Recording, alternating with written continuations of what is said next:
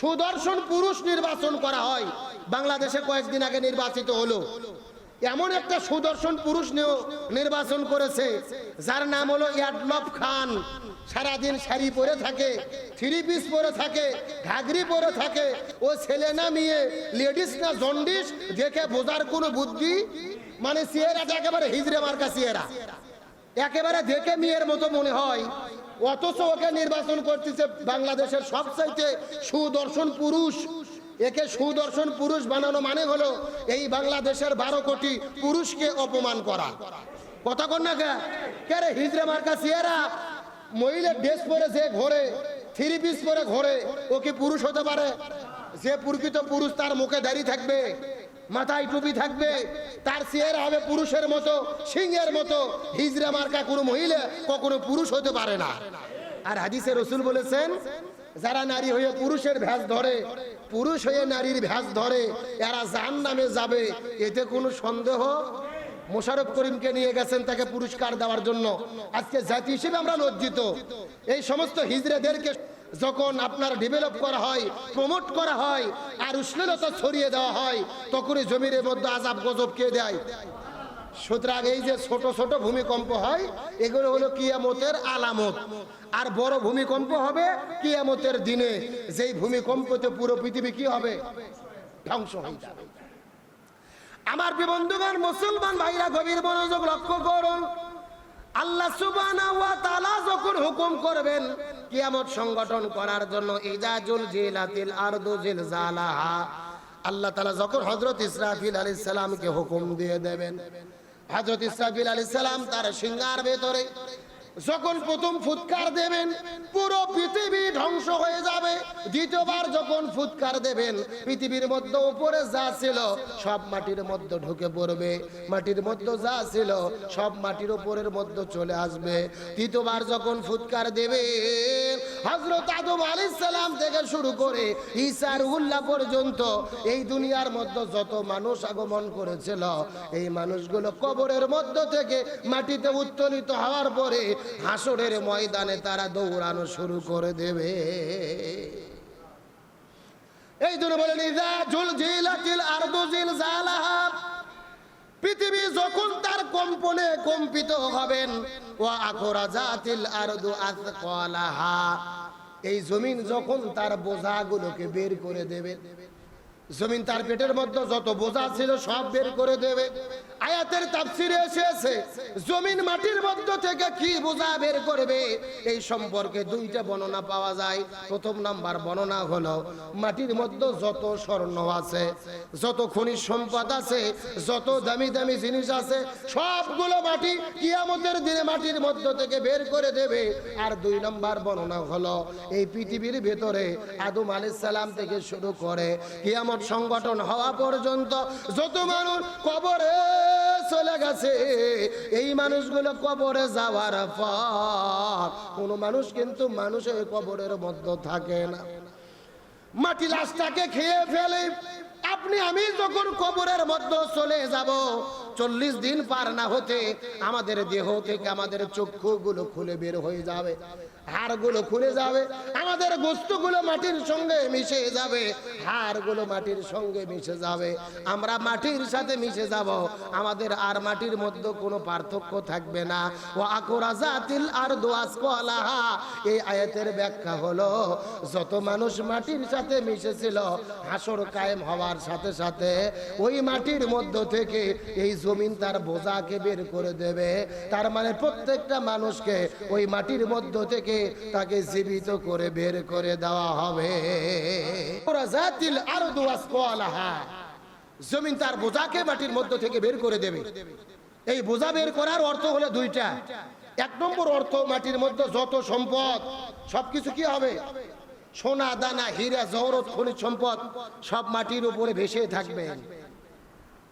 অন্য হাদিসের মধ্যে পাওয়া যায়, এই দুনিয়ার মধ্য থেকে একজন মানুষ আমরা যখন দুনিয়া থেকে বিদায় নিয়ে চলে যাবে, হাসরের ময়দান আল্লাহ তাআলা যখন হাসর কায়েম করে দেবেন, ওই হাসরের ময়দানে আপনি আমি যখন কবর থেকে উত্তোলিত হব, আমাদের শরীরের মধ্যে কোনো পোশাক থাকবে না, প্রত্যেকটা মানুষ উলঙ্গ হয়ে হাসরের ময়দানে কিন্তু উত্তোলিত হবে।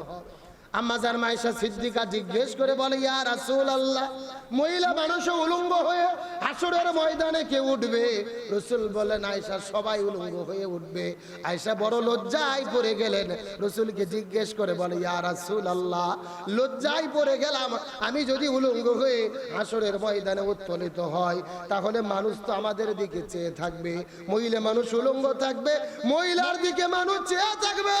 রাসূল বললেন, আয়েশা, হাসরের ময়দান এত বেশি কঠিন হবে, এত বেশি ভয়ঙ্কর হবে রে, ওই হাসরের ময়দানে মানুষ বড় বিপদের মধ্যে পড়ে যাবে। কে উলঙ্গ অবস্থায় থাকলো আর কে কাপড় পরে থাকলো, এতটুকু দেখার মতো সময় কোনো মানুষের থাকবে না। আমার বন্ধুগণ, মুসলমান ভাইরা, গভীর মনোযোগ। হাসরের ময়দান কত কঠিন হবে আমি আপনাদের কি দিয়ে বুঝাই। মানুষ উলঙ্গ হয়ে হাসরের ময়দানে উঠবে, অথচ কেউ কারো দিকে তাকানোর মতো তার সময় থাকবে না। মানুষ শুধু ইয়া নফসি ইয়া নফসি বলতে থাকবে, নিজের চিন্তায় নিজে বাঁচার চেষ্টা করবে। হাসরের ময়দানে ওয়াকুরাজাতিল আরদু আসকালাহা, জমিন যখন তার বোঝাকে বের করে দেবে, ওয়াকালাল ইনসানু মালাহা, মানুষ তখন আফসোস করে বলবে, হায় কি হলো, হায় কি হলো, পৃথিবীর এমন ঘটনা কেন ঘটে? মানুষের আফসোস করে বলবে, হায় কি হলো। যারা কবরের মধ্যে ঘুমিয়েছিল এরা কবর থেকে ওঠার পরে বলবে, আমরা তো কবরের মধ্যেই ভালো ছিলাম, কেন কিয়ামত হলো, কেন জমিনটা কেঁপে উঠলো, এসবের কি দরকার ছিল, এমন কেন হলো, এমন কেন হলো। আর দুনিয়ায় যারা বেঁচে ছিল, হঠাৎ করে আল্লাহ তাআলা যখন কিয়ামত সংগঠন করবে, এই মানুষগুলো বলবে, দুনিয়ায় ছিলাম, ভালোই ছিলাম, হঠাৎ করে এমন কেন হলো। এই রকম মানুষ আফসোস করে, ওয়াকালাল ইনসানু মালাহা, মানুষেরা বলবে, জমিনের কি হলো, ইয়াউমা ইযিন তুহাদ্দিসু আকবারাহা, আর জমিনের ভেতরে যত বৃত্তান্ত ছিল, এই জমিন তার বৃত্তান্তগুলোকে একে একে বর্ণনা করা শুরু করে দেবে। ইয়াউমা ইযিন তুহাদ্দিসু আকবারাহা, জমিন তার বৃত্তান্ত বর্ণনা করবে, ঘটনা বর্ণনা করবে। এই পৃথিবীতে যত ঘটনা ঘটেছে এই জমিন তার সাক্ষী হবে। চিৎকার করে বলেন আল্লাহু আকবার। আমার বন্ধুগণ, মুসলমান ভাইরা, গভীর মনোযোগ লক্ষ্য করুন। ইয়াউমা ইযিন তুহাদ্দিসু আকবারাহা, জমিন কিভাবে তার বৃত্তান্ত বর্ণনা করবেন, যেই বর্ণনা আল্লাহ তাআলা সূরা ইয়াসিনের 65 নম্বর আয়াতের মধ্যে আল্লাহ তাআলা বলেন, আল-ইয়াউমা নাখতিমু আলা আফওয়াহিহিম ওয়া তুকাল্লিমুনা আইদিহিম ওয়া তাশহাদু আরজুলুহুম বিমা কানু ইয়াকসিবুন। আল্লাহ তাআলা বলে, হাসরের ময়দান যখন কায়েম হয়ে যাবে, আল্লাহ তাআলা প্রত্যেকটা মানুষের জবান বন্ধ করে দেবে। এই মুখ দিয়ে কেউ আর হাসরের ময়দানে কথা বলতে পারবে না। আল-ইয়াউমা নাখতিমু আলা আফওয়াহিহিম, আল্লাহ মানুষের জবানের মধ্যে চাবি লাগায়া দেবে, তালা লাগায়া দেবে, কেউ কথা বলতে পারবে না। সেদিন মানুষের হাত কথা বলবে, পা কথা বলবে, তার শরীর কথা বলবে, দেহ কথা বলবে, চোখ কথা বলবে। আপনার জবান বন্ধ থাকবে, আমার জবান বন্ধ থাকবে, আমার শরীরের অঙ্গ প্রত্যঙ্গ আল্লাহর কাছে কথা বলতে থাকবে। আপনার চোখ আল্লাহর কাছে সাক্ষী দেবে। আল্লাহ ঘরের ভেতরে ভিডিও, মোবাইলের ভেতরে অশ্লীল ভিডিও দেখেছে, আমি চোখ আমাকে ব্যবহার করে অশ্লীল ভিডিও দেখেছে, চোখ আপনার বিরুদ্ধে সাক্ষী দিয়ে দেবে। রাস্তার মধ্যে বসে আপনি অশ্লীল মেয়ের দিকে, বেপরদা মহিলার দিকে তাকিয়েছিলেন, চোখের জেনা করেছেন, চোখ আপনার বিরুদ্ধে সাক্ষী দিয়ে দেবে। এই হাত আপনার কাছে সাক্ষী দিয়ে দেবে, আল্লাহ এই হাত দিয়ে জুলুম করেছে, অমুক ব্যক্তিকে আঘাত করেছে, হাত আল্লাহর কাছে সাক্ষী দেবে। আল্লাহ এই লোকটা দুনিয়ায় বিচারক ছিল, হাতের মধ্যে কলম নিয়ে কলমের খোসা দিয়ে নিরপরাধ মানুষকে জেলের মধ্যে ঢুকিয়েছে, মিথ্যা মামলায় রায় দিয়ে ফাঁসির কাজটা ঝুলিয়েছে। এই হাত তার বিরুদ্ধে সাক্ষী দিয়ে দেবে। কোন দিন কার গাছে গিয়ে গাছের আমগুলো চুরি করে পেরে খেয়েছেন, এই হাত আপনার বিরুদ্ধে সাক্ষী দিয়ে দেবে।